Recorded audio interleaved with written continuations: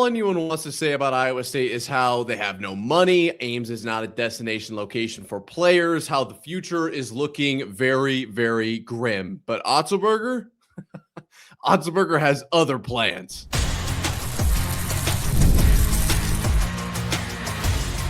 You are Locked On Cyclones, your daily podcast on the Iowa State Cyclones, part of the Locked On Podcast Network, your team every day. Hello, my name is Nick Marovets, and today's episode is brought to you by FanDuel. Right now, new customers can bet just $5 and get $250 in bonus bets if your first bet wins. Head to FanDuel.com to get started. Today, we are back on the basketball train. We've kind of been flipping back and forth between football and basketball because football's in spring training, obviously brand new roster, brand new everything on that side of things. But then in basketball, I mean, it's transfer portal. We're gearing up for next season already, kind of wrapping up what this last year was. So there's just a lot that we have to break down. And to start off today's show, we're going to talk about the 5 new players that Iowa State can expect to see on the court next season. Very, very busy weekend for Otzelberger. Then in the second segment, we're going to talk about Milan Momcilovich. What's going on there? It was kind of confusing, and then it was dramatic, and then it was this last weekend we had a lot of antics, I guess is maybe a way you could say it. Certainly some statements were released, and we have to get into that in the second segment. Don't go anywhere. Then to round out today's show, we're going to take a look at what the roster looks like for next season, what roles certain players could kind of fill. Is it going to be similar, different from this last year? What can we expect? We'll get into all of that. But first, we have to talk about the fact that Otzelberger and Iowa State had 5 transfer portal players visit Ames this weekend. And I don't know, did any of them leave?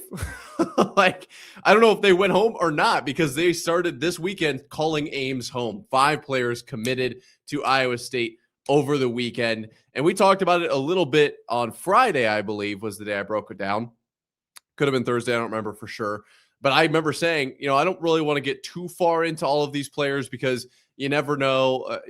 We spend an hour and a half breaking this guy down, and then all of a sudden he doesn't even commit to Iowa State. Well, that was kind of silly of me to assume that Otzelberger wouldn't be able to get guys to commit to Iowa State that he's bringing in the building. Otzelberger literally shot, batted 1,000. I mean, he was incredible this weekend. So the names of the guys who are transferring into Iowa State next season, becoming Cyclones: Leon Bond III, Ryan Prather Jr., Taj Manning, Jaquan Johnson, and Trey Singleton. The 5 names that I brought up this last week, coming from Bradley Northwestern, Robert Morris, Northern Iowa, and Kansas State. And we'll get into, I think, probably more so how these players specifically fit Iowa State in the third segment, so stick around for that. Right now, I kind of want to talk about the concept that Iowa State is going to struggle in the transfer portal moving forward. Iowa State doesn't have any money. Iowa State is not a destination for players to want to go to. I don't know if that's as strong of an argument at the college level as it is at the pro level. I would say that at the pro level, players can, if they have the opportunity of like, oh, well, I guess I could live in Florida, or I could live in California, or I could live in Utah, or I could live in, New England, like all of these different locations, they have different pros, cons. I think like even Green Bay, right? Like that was the one I feel like when Rodgers was kind of on the fence of like, well, does he want to live in Green Bay, or if he was rumored to go to New York, does he want to live in New York? Like very different places to live. I think that's more of a pro thing than it is a college thing. And I will say this too, on the Ames front, you might disagree with me. I love Ames. I just love the layout of Ames. I love the size of Ames. I'm from small town Iowa, so maybe that plays a role here. But boy, I mean, playing Homewood, there's nothing really. I love Ames. Okay, so nonetheless, there is this concept, this theory, this idea that Iowa State is going to struggle in the transfer portal era because they just aren't a destination, which is, I know it seems like kind of a silly argument, but if you're not a destination and you can't basically convince people to come to Ames, you're going to be in trouble. And how do you convince people to come to Ames? Well, one, either your program, whether if it's a college program, your actual athletic program, if it's football, basketball, whatever it is extremely, extremely strong. So whatever program it is that you could draw in a player with, if it's very strong, that's a point where you can kind of convince them to stay. If your coaches or potentially, teachers are extremely strong, that's another point that could get a player to stay. But if hypothetically a player isn't necessarily all that convinced with the program's success in the past, the coach, or obviously school, that's a little bit different. Can't really convince someone with what I'm about to say on the school side of things. But if a school really needs a player, they can say, all right, you might not really be impressed with everything you've seen so far, but how does $1 million sound? And then that player says, oh, you know what? Actually, that does sound pretty good. I don't mind that winners are arguably the worst in Iowa. I don't mind this, that, and there's nothing really negative to say about Iowa State basketball. But my point is, money can change a lot of minds for sure. So Iowa State being in that no money camp, I think it's fair for people to ask, well, how's Iowa State going to do over the long term, over, not only just 1 or 2 years when we're still in that, whatever you want to call it, savings area that Jamie Pollard talked about. He's talked about we have a little bit of a savings built up, but after that, we're going to be completely out in the water. We're going to have to find a way to swim or whatever. I think that there's a question mark there, and it's a valid question, but I think we're seeing in this transfer portal, Iowa State is going to be just fine. The question, of course, is how does Iowa State succeed? How does this next season go? If T.J. Otzelberger bats 5 for 5, 1,000 on this transfer portal class, then Iowa State ends up winning like 8 games next season. Well, okay, then we can address that. But I think what I'm seeing here is Otzelberger has 5 guys on his list. Before obviously these 5 guys transfer, this is kind of what I'm looking at. Otzelberger sits down, creates a list. It's 5 guys long. These are the guys we want on our team. Does that list maybe come from a point of we know that we can't get the top names in the country? Maybe he knows that it's not worth having those guys come in. Maybe he's willing to back it down a little bit. This is nothing against the 5 guys that have transferred to Iowa State, because they are probably diamonds in the rough that nobody else has been talking about. But there is something to be said about a top tier player coming from like Michigan versus a player coming from a smaller school. Let's just say, I don't want to call out any one of these guys, because I do think they all bring something very specific to the team. And we'll talk about that in the third segment. However, Otzelberger builds out his list and says, all right, here's your little invitation to these 5 players. Come check out Iowa State. Come talk with me. See what you think. If he's able to get every single player that he brings in and they see success, there's nothing to be worried about. Maybe Otzelberger doesn't need the biggest names in the country. Maybe Otzelberger doesn't need the most money in the country to convince players to come to Ames. Maybe it's just that simple. It really doesn't matter. I mean, obviously Otzelberger needs some resources, has to be able to build out his new staff after just losing 2 assistant coaches, has to be able to build out a little bit of a transfer portal class, 5 players. I will say Iowa State right now, I don't know if this will change as kind of the transfer portal moves, but Iowa State right now, number 1 in the transfer portal. Incredible work from Otzelberger. So there's something to be said about, obviously he's not going out and getting the biggest names of all time, but he is building a very strong class. And I think the success of Iowa State over the last few years has given Iowa State a position where they don't need to pay a ton of players. They can rely on the fact that we have seen a ton of success. We are going to develop you. Look at these past players. Look at our past teams. You're going to love it here. I think Iowa State's going to be just fine on the basketball side of things. Of course, we'll see how football goes, but I think basketball is going to be just fine because Otzelberger and the success he's had over the last few years is almost undeniable. I mean, Otzelberger really is a special coach. Ames and Hilton Magic are a special environment, place to be. My goodness, I can't think about it too much, or else I'm going to start missing Ames. And we got a whole other portion of the show to get to here. So let's talk about what the roster looks like. And if we've got these 5 transfers coming in, what does that mean for Milan Momcilovich? Well, some statements were made over the weekend. We're going to talk about those coming up right here after this. But first, a word from our friends over at FanDuel. The NBA playoffs are here, where every possession matters, every matchup is magnified, and every game can swing a series. And right now, FanDuel is giving new customers a great way to get in on the action. Here's what I like about it. You can bet just $5 and get $250 in bonus bets if your first bet wins. The app makes it easy to follow the action with player stats, trends, and matchups all in one place. And during the playoffs, that extra insight really matters when you're looking at stars, role players, and key moments. It just makes the entire playoff experience more engaging from start to finish. Head to FanDuel.com to get started. FanDuel, play, your game. Milan Momcilovich was one of the, honestly, boldest players this season. I think is maybe not the best word for it, but my goodness, when he was shooting over 50% from three, was he catching some attention. And I think that attention may have gotten a little bit too big. I'm going to talk about where Milan is going here in just a second. But first, I want to thank you for making Locked On Cyclones your first watch or listen every single day. And I want to remind you that you can get Locked On Cyclones ad-free with the Everydayer Club, plus members-only Discord access. Join at lockedoncyclones.supercast.com, or a link is in the show notes or in the description down below. So Milan, let's just get this out of the way. Milan is not going to be playing for Iowa State next season. It's that plain and simple. Otzelberger has already constructed his roster, which we'll get to in the third segment. It's said and done. Milan Momcilovich has finished his time as an Iowa State Cyclone, which is kind of crazy. Doesn't feel great. Not going to lie. But we finally got a little bit of clarity, I think is probably the good thing. I did the show talking about Milan going to potentially Florida. Is he going to go to the draft? What's going to happen? I feel like now we know what's going to happen. Okay. So Milan Momcilovich was phenomenal this last season, honestly, for the last 3 years. But now he's released a statement. He is declaring for the 2026 NBA draft. It's where all of his full focus is right now. But he's also entering his name into the transfer portal. What does that mean? Basically, what's happening here is Milan is rolling the dice on the draft. And if it doesn't work out, he's in the portal. Okay. Why is that a good thing for Iowa State? Well, this cleared up any confusion, any possibility of Milan coming back. And not only for us as fans, but for T.J. Otzelberger. How can T.J. Otzelberger be expected to be competitive in the transfer portal when every second counts if he's not sure if he's going to get his best player back?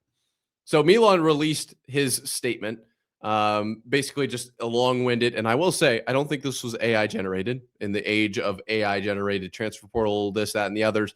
I think actually Milan wrote this, which is, irrelevant, but a very cool little nugget here. He talks about the success, how he, obviously big fan of Iowa State, the best years of his life, best fans in the country. We know that. Coaches and staff, teammates, and then dream of his to play in the NBA, at this time turning full focus to the draft, while also entering my name into the transfer portal. Pretty standard exit letter. It wasn't anything too crazy. Then he did reply to that original post. This looks like Facebook to me, which anything on Facebook, you got to keep, grain of salt in the back of your head there. But he said, quote, "I also want to note this was one of the hardest decisions ever. Going through the NBA combine draft and getting feedback takes time. With the day and age of the transfer portal now with college basketball, there is no time. I want Iowa State to be able to have all the firepower to keep building on the foundation that TJ and I'm assuming staff, has started. All the transfers coming in are great additions and will not disappoint. Love y'all forever, Cyclone Nation. Thank you for making Ames my home away from home." Basically, that's a reiteration of what I just said. Milan knows that he doesn't know what's going to happen. Knowing that is actually, it's like knowing something. It's worth knowing that you don't know. And that uncertainty, it will be resolved with time, but he can't say right now, all right, I'm coming back to Iowa State, or all right, I'm going to get drafted at this position, or whatever, right?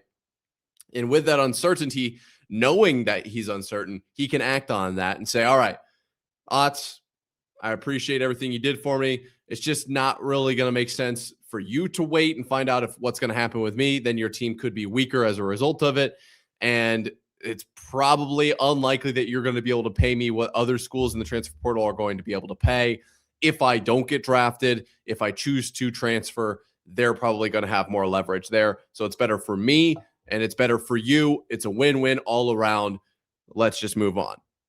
There is something to be said about that. I think that's a good thing. The biggest, I think, as an Iowa State fan, and obviously is running the show or whatever, my hope is that Milan gets drafted, because that's the best case scenario for Iowa State fans, specifically the fans, I would say. For Milan, I don't know. It depends. It's literally up in the air for him. The reason I say that is if Milan ends up not, getting really the feedback from the draft that he wants, gets a really high number in the portal, and he ends up transferring, I'm not saying this from only my point of view, I do generally think that all of Cyclone Nation is going to be pretty hurt by that and really not going to enjoy that. I don't think, and I'm not saying that Milan is the greatest player in Iowa State history either. I'm not saying that Iowa State lost out on one of the best players of all time. Obviously, a great shooter, great teammate. We love Milan. There's no real negative to Milan, but I'm not saying he's the best player of all time and Iowa State would win a title if he came back next season. I'm not saying that. But seeing Milan play for, Florida, or seeing Milan play for, who knows, like let's say UConn or some other team and go deep in the playoffs, it's going to hurt. That is going to hurt. And it really comes down to money at the end of the day on where he goes. If he, ends up in the portal or ends up in the draft, or I guess it could depend on if he doesn't get any draft attention, potentially he would hit the portal for a low number, which just to me doesn't make any sense because he's 6'8" and shot 50% from three this last season.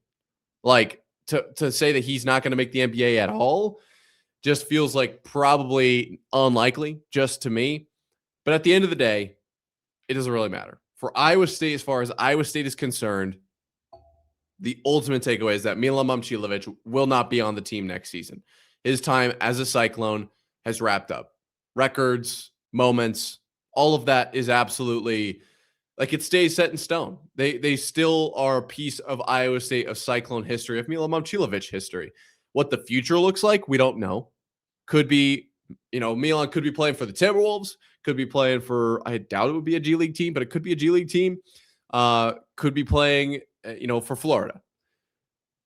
At the end of the day, it really does not matter to Iowa State. Of course, unless they play Milan, I guess. That would be the only time it would really matter to Otzelberger and company. I am curious, if Milan were to end up at another college, hypothetically speaking, how would you feel? Would you be upset? Would you say you completely understand? I assume the money that he will get if it's from another college would be absolutely astronomical. Would probably be enough to make me pick up shooting three-pointers and try to get really, really good at that.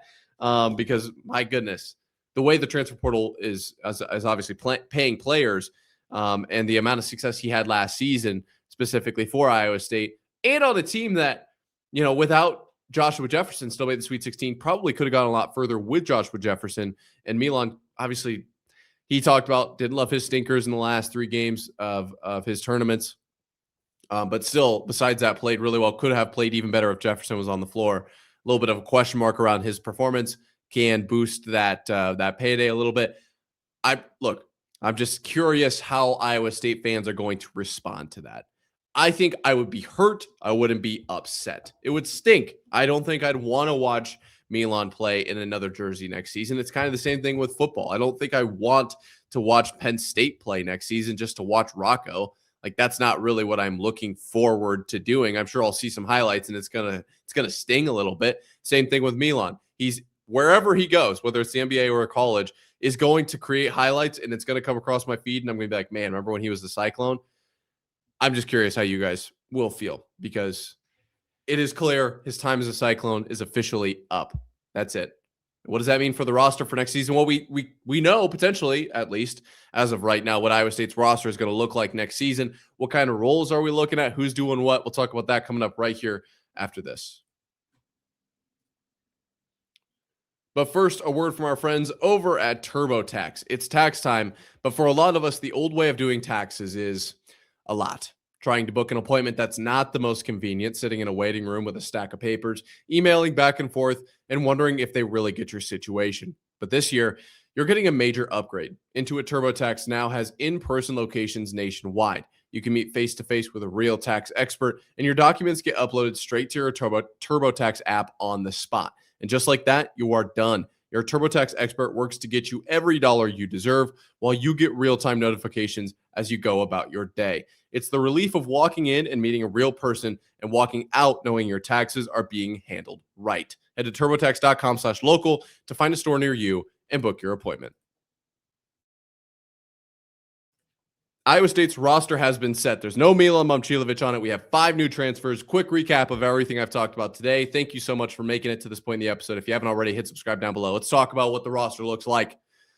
Whew, got it all out in one breath. We officially, at least as of, with barring any changes, we know what Iowa State's roster is going to look like next season. It's technically possible The portal is open for another, 8 days? Is my math right on that? Yes, 8 days, just over a week. Technically, the portal could be unkind to Iowa State. We could have some returners change their mind to put their name in the portal. That's possible. It's not over yet, but it's unlikely. So I'm going to go ahead and say we probably have our entire roster for next season. We have Blake Buchanan, Killian Torre, Jamari Bateman, Dominicus Plata, Xavier Mitchell, and Anthony Rise returning from this last season. Pretty much all sophomores. Blake Buchanan will be a senior, but pretty much all sophomores returning from last season. Very exciting for Iowa State. Pretty young as far as returners goes. Obviously, 4 freshmen coming in: Yusuf Gray Jr., Christian Wiggins, Jackson Kiss, and Dorian Ronaldo Comlin. Very excited about those players, about those guys, see what they can do for Iowa State. And then the 5 transfers that we've talked about: Leon Bond, the third, Ryan Prather, Taj Manning, Jaquan Johnson, and Trey Singleton. 3 seniors, a junior, and a sophomore joining Iowa State this next season. And as far as roles go, it's hard to really have a solid answer right now. But let's go ahead and have some fun. Let's try to guess a little bit. In the first day that we kind of have an idea, or at least we think we know what Iowa State's roster is going to look like next season, Blake Buchanan, I think, could be one of the most important pieces of this team. Of course, we'll see what the transfers, are able to bring to the table, and they could shock me. But what I saw from Blake Buchanan this last year, he has the motor to be one of Iowa State's greatest, most underrated forwards of all time. He makes big time plays. I really want to see Blake Buchanan take another step because he's so good already, and was kind of overshadowed by Joshua Jefferson. He could be a legit weapon moving forward for Iowa State. Going to have to win the rebounding battle. That's been something that Iowa State has had not necessarily a hard time winning consistently, but when they do lose that battle, they lose a lot of games. Blake Buchanan's going to have to step up in that regard. But I wonder if his scoring will come along as well. Very excited about Blake Buchanan, genuinely. Super pumped that he decided to stay. Killian Torre, defensively, I think that's probably where Iowa State's strongest this next season. We'll talk about that as an entire team at some point. But my goodness, Killian Torre, that was his really strong suit this last season, was as a defensive menace for Iowa State, and I'm excited to see if he takes that even a step further. But I think more than that, offensively, passing the ball, that's where we'll see Killian Torre become an absolute well-rounded machine, a weapon, if you will, and really kind of take after what Tamin Lipsey was able to bring to Iowa State offensively. Could be that ball handler for Iowa State. Jamari Bateman, I'm not looking at him as a true point guard as much as I am an offensive threat. The defensive intensity is absolutely there. I don't know if I'd put it in the same capability category as Torre. I would say that it's probably more just intensity based. So I'm looking at offense more for Bateman. I'd like to see him shoot just as much as he did this last season. He's a great shooter, can bring Iowa State a ton of points. And Dominicus Plata, I think, could be maybe an unsung hero on the inside. I felt like every time he came into the game this year, he was doing phenomenal work. It wasn't pretty. It wasn't lighting up the box score, but it really did feel like it was what Iowa State needed on the floor. I think he could come a long way this offseason, becoming, going from freshman to sophomore, having an entire offseason with Iowa State. Remember, he came over late last year.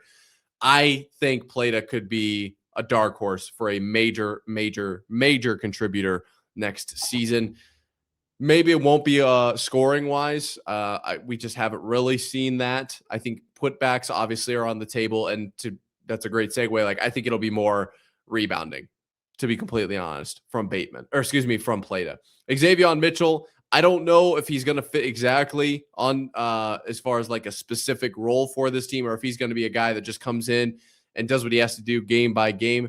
Kind of depends. We'll see where he fits in with the transfers. And Anthony Rise, obviously, did not get a ton of playing time this last season, so it's hard to really tell. But those first 4, Blake Buchanan, Killian Torre, Jamari Bateman, Dominicus Plata, are, I think, going to be instrumental to Iowa State's success next season.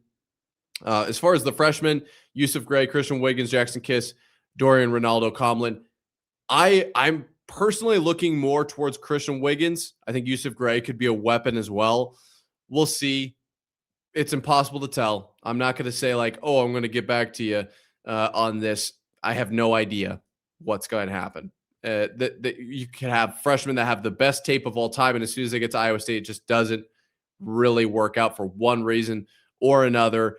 It's impossible to tell. I'm excited, but for right now, I'm going to put a question mark on all the freshmen. Transfers. I think the biggest one that's really, really obvious to me is Jaquan Johnson. At 5'11", 195 pounds, he legitimately looks like a linebacker at times. When he's celebrating big plays, he's huge.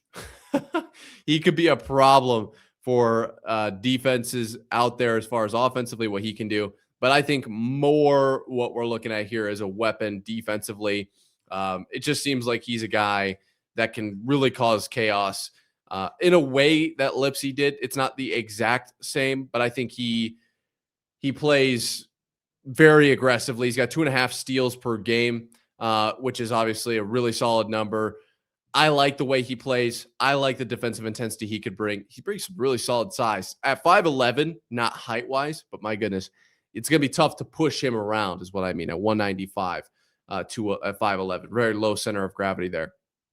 Trey Singleton, I look to push Iowa State's intensity in the transition game. That's really where I think Iowa State can be a threat this next season if they push the pace. We've seen them kind of behind the average, if you will, on pace of play over the last few years. I don't know exactly where it is. I'd have to pull up the trapezoid and see. But Iowa State's been very efficient just on the slower side of things. Not the slowest, just slower. I think Iowa State could potentially be a fast-paced team next season, especially with Trey Singleton when he's on the floor.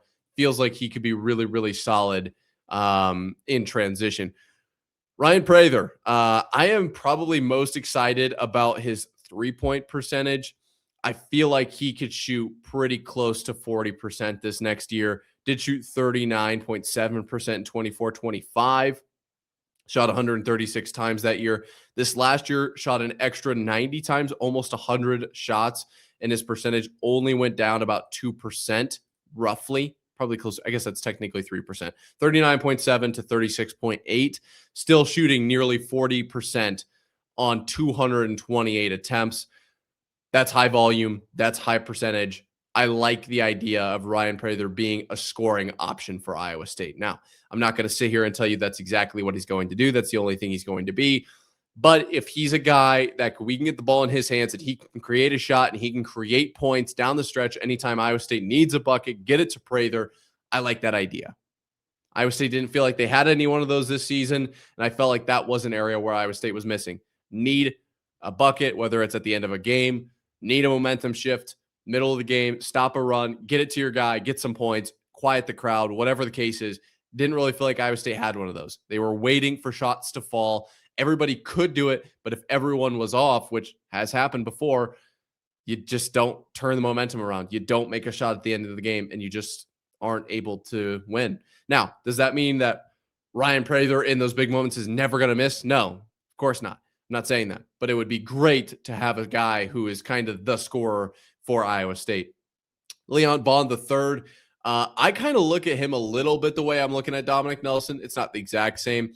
He's 6'5", 200 pounds. He makes big plays on the inside. I know Dominic Nelson was a smaller player, but the way I viewed Nelson was he was going to just be ultra aggressive, drive to the hoop, get to the line. I'm not saying that Leon Bond is going to get to the line because, I mean, just looking at his numbers, he shot 72 free throws this season. I mean, take that for what it's worth, I suppose, on 347 field goals. I don't have that math in front of me. What, 1, 2, 3, 4? It's about a fifth. Is that right? 72 out of 350 is about a fifth of his shots. He goes to the line. So I don't know. Do the math on that. I don't know if that's even high or low. But my point is that was my thought with Nelson. Makes plays, gets to the line. I think Leon Bond could be a guy that makes plays on the inside. Could be a rebounder for Iowa State. We'll see. But I see him more being a statement maker at times. And Taj Manning, I'm more interested in his rebounding ability, to be completely honest. I don't know where he's going to be at scoring-wise, where he's going to be out offensively, averaging 4.2 points per game. He did average 5.1 rebounds this season. I think that's probably where Iowa State's going to leverage him. I don't want to put a prediction on how many minutes he'll play, but right now I kind of see him being a 6'7", jump in, get some rebounds, fresh legs kind of guy. I don't know. Could be wrong on that one. Probably am. But I'm very interested to see that's probably the guy I'm the most curious about. Curious what you guys think of this roster. What's your prediction for next season? How do you think it's going to go down? Let me know in the comments down below or on Twitter at Nick_Marv. That being said, it's going to do it for today. Make sure you hit subscribe down below. It's completely free. Helps us prove that it is, in fact, a Cyclone state. Until next time, Cyclone fans, sayonara.